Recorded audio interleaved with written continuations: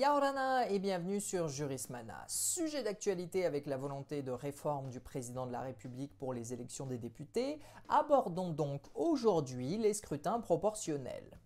Le mode de scrutin proportionnel paraît le plus juste étant entendu que les sièges sont attribués selon le nombre de voix.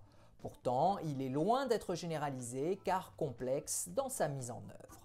Pour éviter certaines difficultés propres à ce type de scrutin, il existe parfois des méthodes dites de prime majoritaire visant à donner au parti qui est arrivé en tête 50% des sièges, le reste étant réparti de façon classique.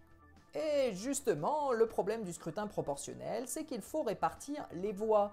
On utilise généralement la méthode du quotient électoral qui fixe le nombre de voix à obtenir pour avoir un siège. Le quotient électoral correspond au rapport entre le nombre de suffrages exprimés et le nombre de sièges à pourvoir. Par exemple, si l'on a 7 sièges à pourvoir et 560 suffrages exprimés, le quotient électoral sera de 80. Il faut donc 80 suffrages pour obtenir un siège. Imaginons que 4 listes se battent pour ces 7 sièges. La liste bleue obtient 310 voix, la liste verte 160, la liste rouge 80 et la liste mauve 10. Les bleus obtiennent donc 3 sièges, les verts 2 sièges, les rouges 1 siège et les mauves 0. La première répartition effectuée, il y a très souvent des restes de sièges. Dans notre exemple précédent, il reste justement un siège à pourvoir.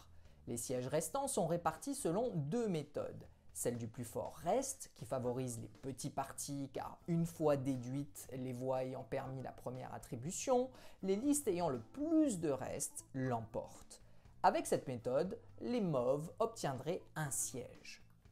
Il y a aussi la méthode de la plus forte moyenne. Celle-ci favorise les grands partis politiques car on réalise une division entre leurs suffrages et le nombre de sièges déjà obtenus auquel on ajoute un siège fictif. Avec ce mode de calcul, la liste bleue obtiendrait un siège supplémentaire. Les scrutins proportionnels sont souvent présentés comme une source de dysfonctionnement du système politique car ils favorisent le multipartisme et donnent un rôle important aux petits partis qui deviennent ainsi des partenaires indispensables des majorités.